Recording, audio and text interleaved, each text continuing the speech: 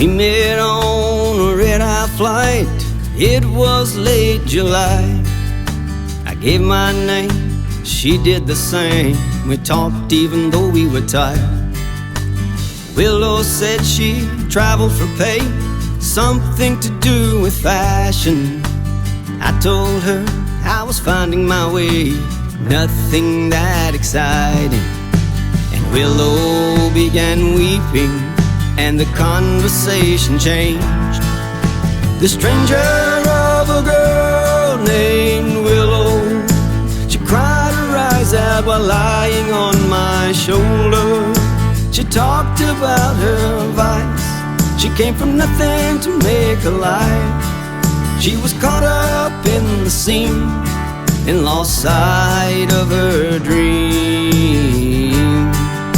I felt so bad for weeping Willow. We stayed in touch after the flight. We spent a lot of time together, making our rounds in the California towns. We were living like it lasts forever. Late one night, she and I were cozied up by the fire. I played her a song and she sang along.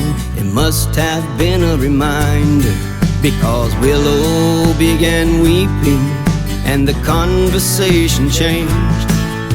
This beauty of a girl named Willow, she cried her eyes out while lying on my shoulder. She talked about her vice. She came from nothing to make a life. She was caught up in the scene and lost sight of her dream. I was so in love with weeping Willow.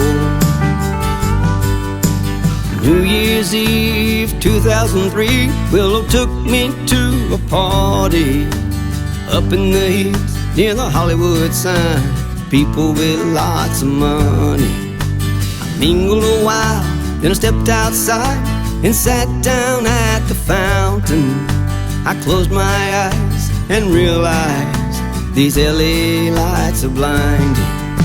And I began weeping because Willow couldn't change. I said goodbye that night to Willow. She cried her eyes out while lying on my shoulder.